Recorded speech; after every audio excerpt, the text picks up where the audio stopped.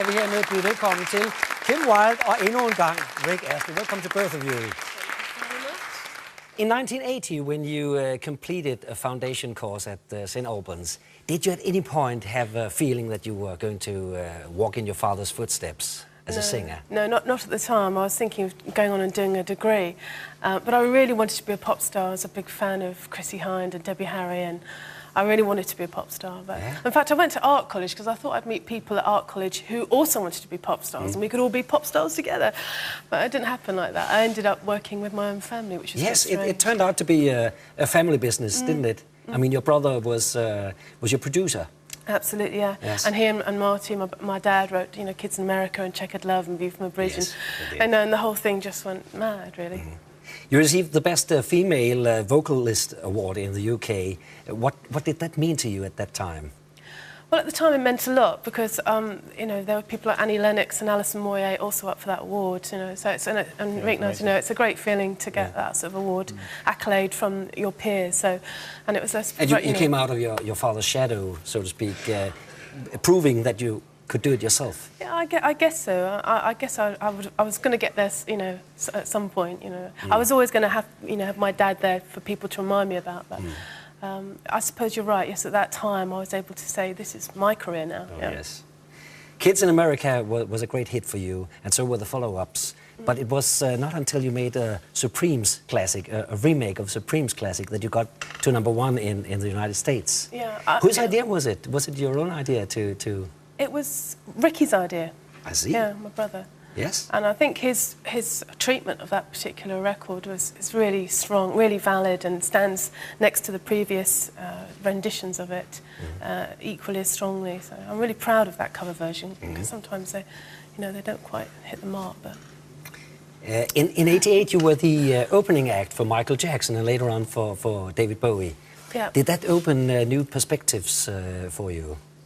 Yeah, absolutely. I mean, I didn't realise that I was going to be having to stand in front of hundreds of thousands of people. I mean, I had an idea, perhaps thousands, but not when I got to Leeds or Milton Keynes Bowl and there was like 300, 400,000 people. So that was really, that was a sort of sink or swim time in my career. And luckily, as it proved, I was able to keep my head above water.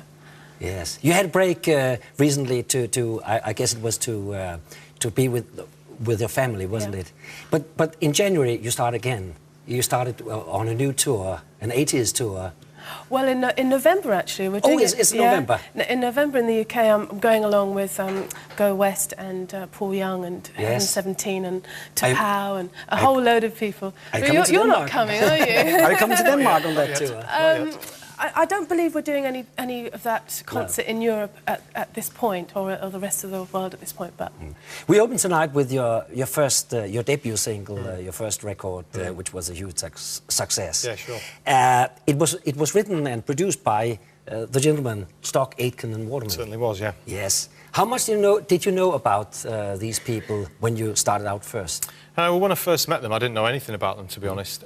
Pete Waterman, he's like the mouthpiece of it all. He came to see the band that I was singing in, and he liked my voice. He didn't like the guys in the band because we were like 18. FBI it was, yeah, and we were about 18 years old, and we thought we were great, but we were rubbish, really, But, at first, I didn't really want to go with him and make a record and stuff because I kind of thought, oh, what does he know, But anyway, after some time, I gave it a go, and I went to see him in London, and I gave it a try and what have you. But as we kind of started to make my record. They became massive. They were having hit after hit after hit. So in a lot of ways, I was really lucky because I was at the very beginning of that, and any doors that they opened because of who they were, I kind of just walked straight through. So, and I also think I got some of their best songs. I think I've gone on record before saying that I don't think all the music they made is great. I really don't. But I think some of it was. So, and I think I got some of the best ones. So. At some point, you started writing yourself. When was that? Well, I used to write songs in the band that I was in, but as I say, they weren't very good. And I used to kind of listen to the guys, the three, Stock, Aitken, Waterman, the three guys, and I would listen mostly to what Pete Waterman wanted and what he thought and all the different things. And he used to do some pretty clever things. He used to kind of listen to American records first before they came to Europe, and he'd listen to certain things about them and, he wouldn't go into the chords and everything because that's not what he does. But he would listen to why it grabbed him and try and work out why it grabbed him, and then he'd play that to the guys and try and get them to do something in that kind of thing. With the single "Cry for Help," which is one of your favourites, I know. You got into Guinness Book of Records.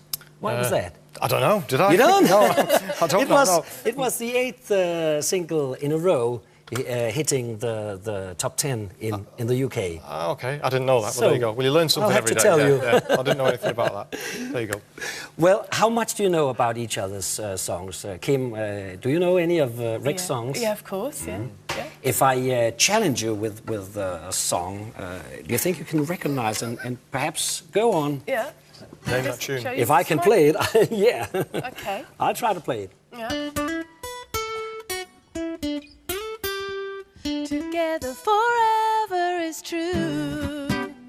And don't you know I would move heaven on earth to be together forever with you. Yeah, that's great. We were almost there.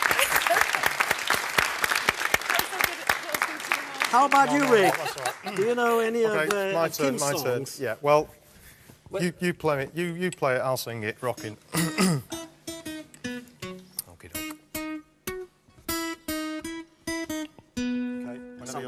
Okay, here we go then.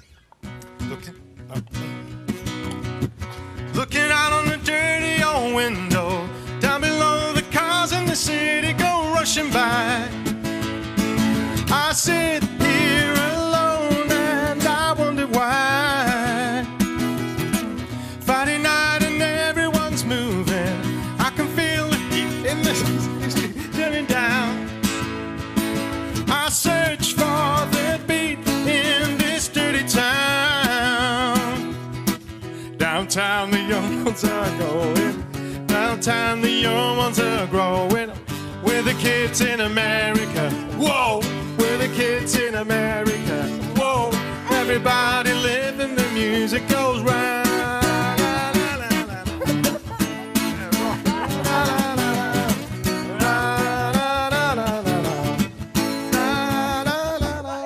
Thank you,